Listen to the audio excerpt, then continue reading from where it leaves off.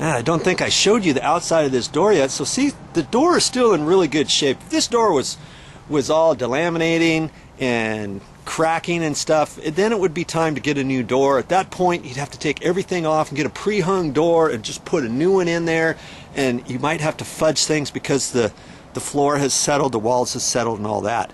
But see this trim, the top piece of trim I've got to take off, and the one on the right hand side I've got to take off. You just have to be careful, use some pry bars, do what you can, because you remember that right hand door jamb we're going to lower down, and the head rail has to be lowered on the right hand side, so that's why I have to get that top trim off there too. I'm hoping not to have to do anything with this left hand side, but if I do, I may have to take that off too. So that's what I'm going to work on next.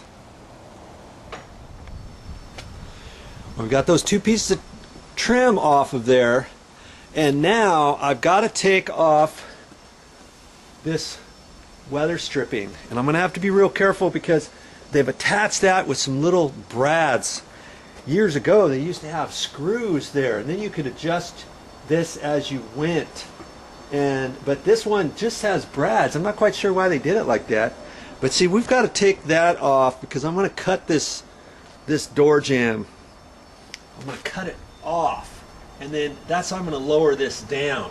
The first step by step, we got to do it. We've got the trim off now, we got the casing off inside. We can kind of see what we got going on here. I wanted to see how much gap I had here too, and you know, there's not much right up against the 2x4, you know, right in here. That's kind of a bad thing. I was kind of hoping there was more room than that, but there's not. We'll get it figured out, won't we, Jason? We will. Hey, thanks by the way for helping me. Hey, no, thanks for the help in the door. Well, I've got everything ready. There were some shims in on this side, which I had to remove because I want to take this door frame and the door jamb here and push it over to the right. In order to push it over to the right, I had to remove those shims. That way this can come up. And if the right hand side comes up, that means the right hand side comes over, that means the left hand side goes up. Okay?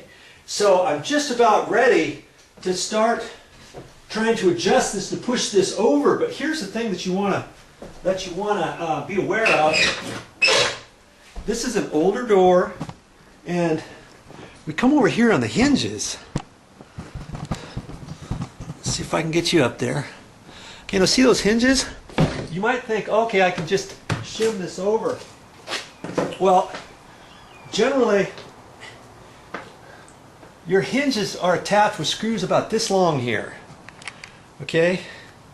They're not very long, but because this door had problems from before, there's other screws in here, like this screw here is way longer. Okay?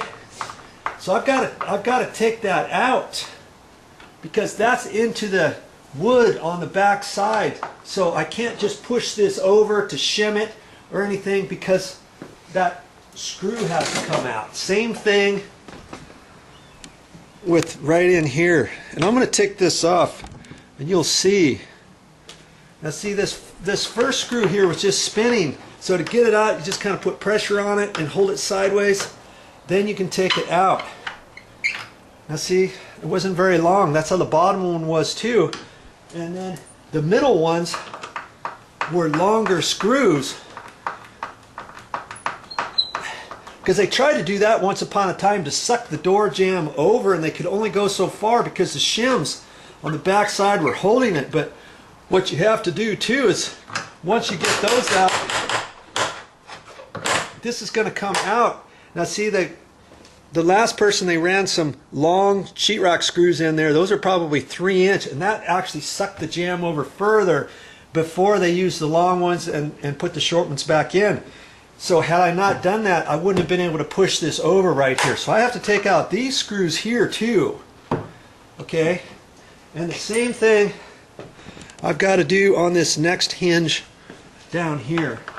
I take this off, and I wasn't sure. I had a battery operated drill. I could use that right now, and I used that before, and the one I've got that I'm using, only has one battery. So there's a tip for you when you go to the store to buy yourself some tools, because you're going to start buying some tools with the things that you do yourself. You can save from having to pay somebody else. Now invest that money and buy yourself some tools. When you get those tools from the store, when you get a battery operated drill, make sure you get one with 2 batteries. And usually you can buy something like that, and it comes with a carrying case, a flashlight, and that kind of stuff.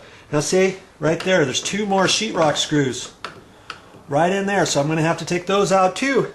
And at the bottom hinge I can leave alone. See, this door had 4 hinges on it, and I'm going to get ready and get that set up so that I can shim over this side right up here. I'm going to have to wedge that over to the right, and that's the next thing I have to do. And when you're checking a door, remember I said it was not level, and you can also tell on the door. Whereas if you open up a door and if it automatically closes by itself, you know that the door is sagging and either somebody installed it wrong or the frame is loose or what have you, okay? The other way is to put your level on the side right here, and then you read the bubble. And see, this bubble should be in the line, and it's way off. Let's see. I don't know if you can see that from there, but I got in 2 feet, I've got to move it off the door at least 3/8 of an inch. So you could tell that it's way off. It's over 3/4 of an inch sagging. Now we're going to raise it up, and we may have to split the difference because there's only so much room that we have, okay? So that's my next step. Get ready for that. And I'm going to push that up, and I can do that because I've got all my framing down now. Let me turn the light on so you can see what I'm doing. I turned it off before. Let's see, that's a little better. Okay, I've got all the trim off, and on this out here, you remember I was going to try to leave this one on the left-hand side alone. Well, I took that one out too because that's where the shims were. I had to get those shims and fish those out of there. Okay, now I can shim this door and raise it back up.